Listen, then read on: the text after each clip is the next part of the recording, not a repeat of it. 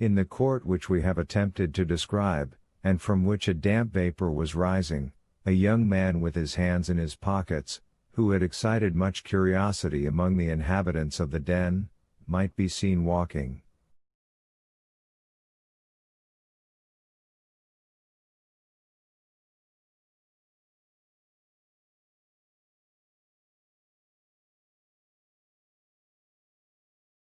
The cut of his clothes would have made him pass for an elegant man, if those clothes had not been torn to shreds, still they did not show signs of wear, and the fine cloth, beneath the careful hands of the prisoner, soon recovered its gloss in the parts which were still perfect, for the wearer tried his best to make it assume the appearance of a new coat.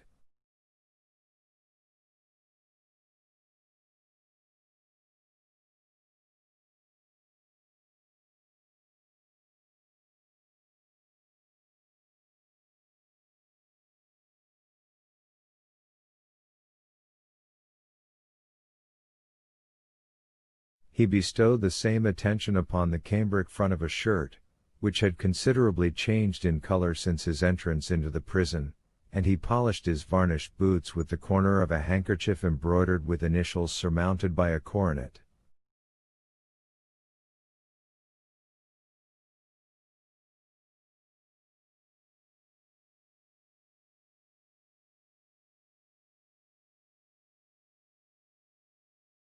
Some of the inmates of the lion's den were watching the operations of the prisoner's toilet with considerable interest.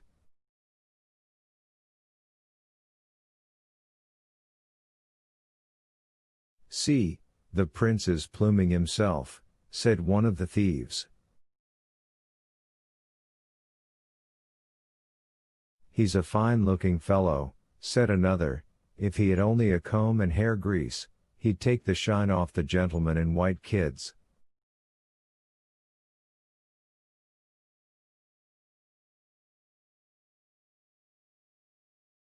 "His coat looks almost new, and his boots shine like a nigger's face." "It's pleasant to have such well-dressed comrades, but didn't those gendarmes behave shameful? Must have been jealous, to tear such clothes."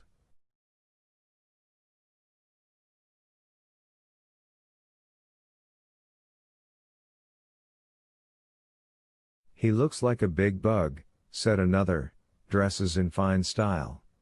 And, then, to be here so young."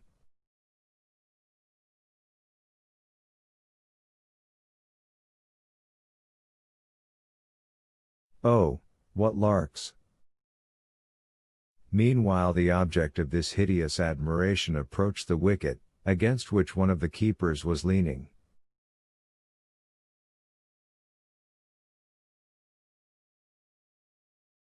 "Come, sir," he said, "lend me 20 francs, you will soon be paid, you run no risks with me. Remember, I have relations who possess more millions than you have deniers."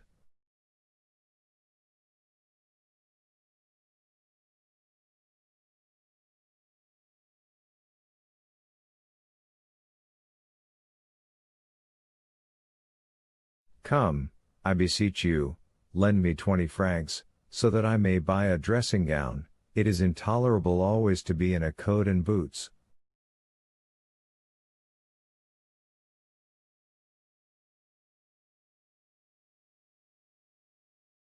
"And what a coat, sir, for a prince of the Cavalcanti."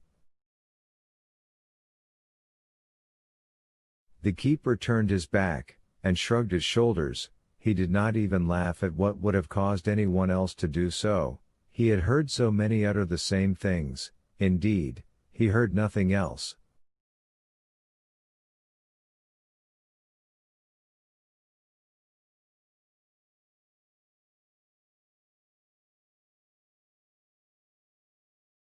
"Come," said Andrea, "you are a man void of compassion, I'll have you turned out."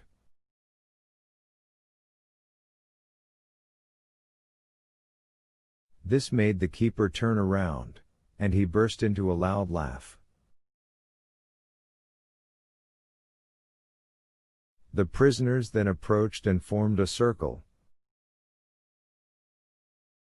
"I tell you that with that wretched sum," continued Andrea, "I could obtain a coat, and a room in which to receive the illustrious visitor I am daily expecting."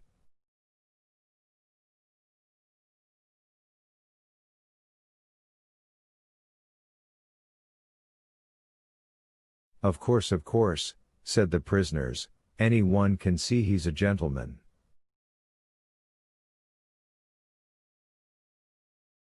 "Well, then, lend him the 20 francs, said the keeper, leaning on the other's shoulder. "Surely you will not refuse a comrade."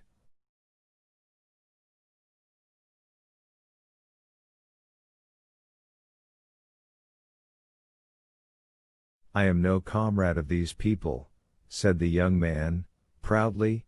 "You have no right to insult me thus."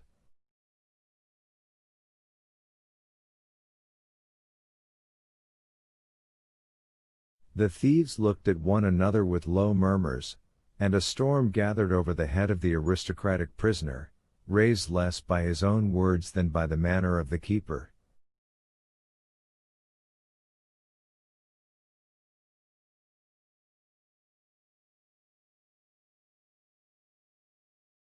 The latter, sure of quelling the tempest when the waves became too violent, allowed them to rise to a certain pitch that he might be revenged on the importunate Andrea, and besides it would afford him some recreation during the long day.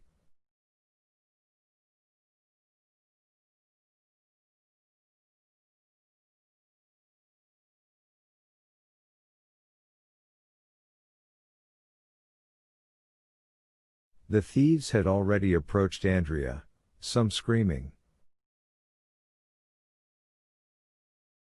"La savate, a cruel operation, which consists in cuffing a comrade who may have fallen into disgrace, not with an old shoe, but with an iron-heeled one."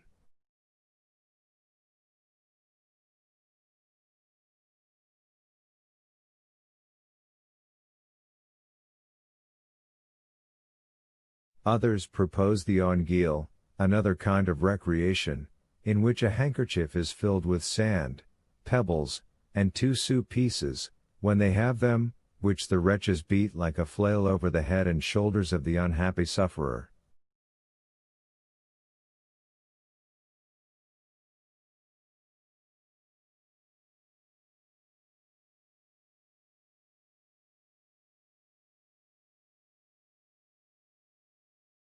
"Let us horsewhip the fine gentleman," said others. "Savate, an old shoe."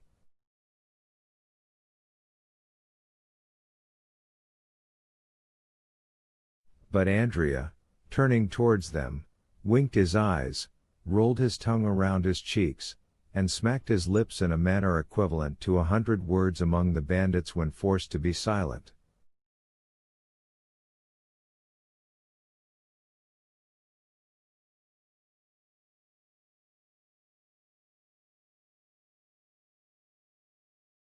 It was a Masonic sign Caderousse had taught him.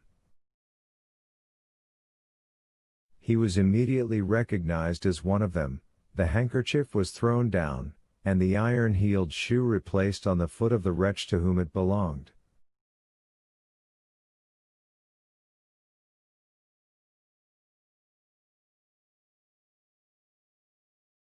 Some voices were heard to say that the gentleman was right, that he intended to be civil, in his way, and that they would set the example of liberty of conscience, and the mob retired.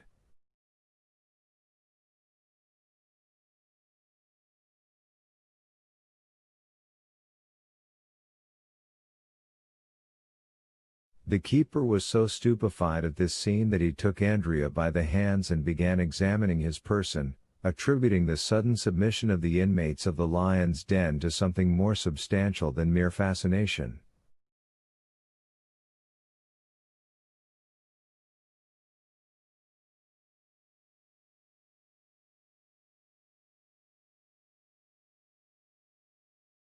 Andrea made no resistance, although he protested against it. Suddenly a voice was heard at the wicket, Benedetto! Exclaimed an inspector.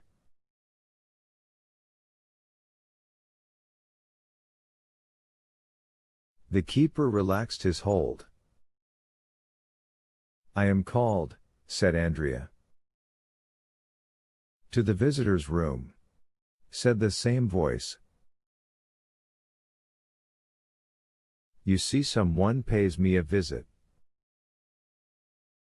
Ah, my dear sir, you will see whether a Cavalcanti is to be treated like a common person.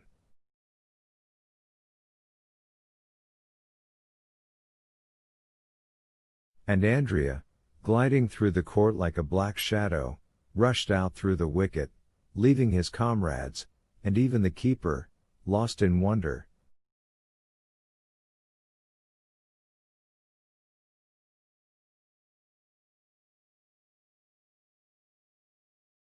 Certainly a call to the visitor's room had scarcely astonished Andrea less than themselves, for the wily youth, instead of making use of his privilege of waiting to be claimed on his entry into law force, had maintained a rigid silence.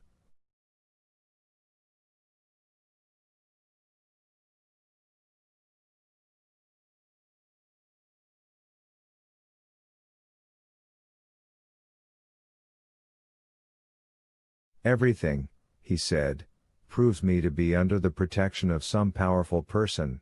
This sudden fortune, the facility with which I have overcome all obstacles, an unexpected family and an illustrious name awarded to me, gold showered down upon me, and the most splendid alliance is about to be entered into.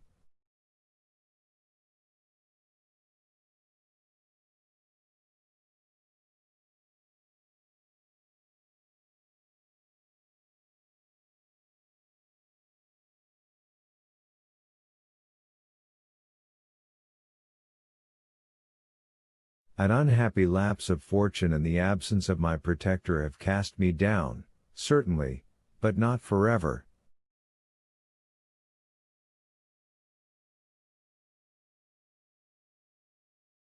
The hand which has retreated for a while will be again stretched forth to save me at the very moment when I shall think myself sinking into the abyss.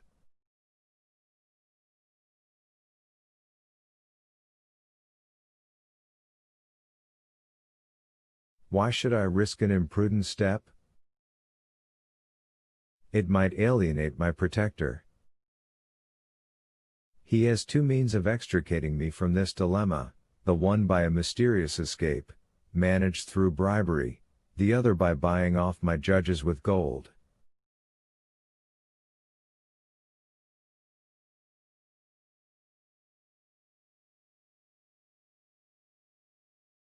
I will say and do nothing until I am convinced that he has quite abandoned me, and then.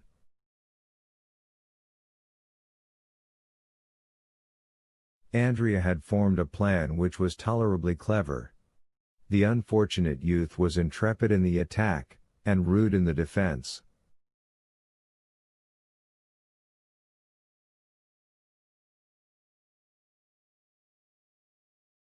He had borne with the public prison, and with privations of all sorts, still, by degrees nature, or rather custom, had prevailed, and he suffered from being naked, dirty, and hungry.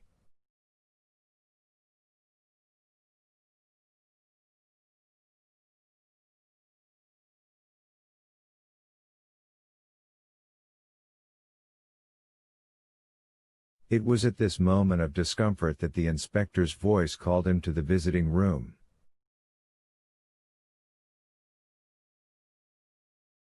Andrea felt his heart leap with joy. It was too soon for a visit from the examining magistrate, and too late for one from the director of the prison, or the doctor. It must, then, be the visitor he hoped for.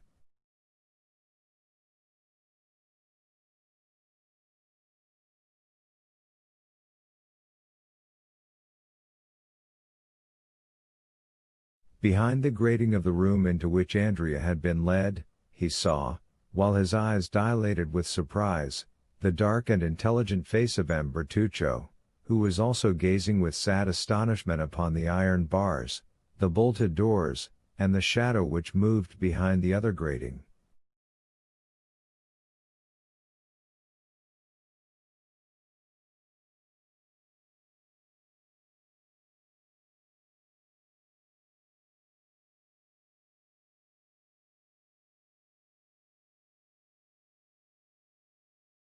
"Ah," said Andrea, deeply affected. "Good morning, Benedetto," said Bertuccio, with his deep, hollow voice.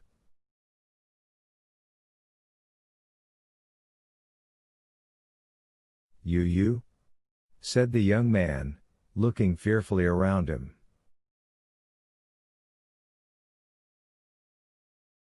"Do you not recognize me, unhappy child?"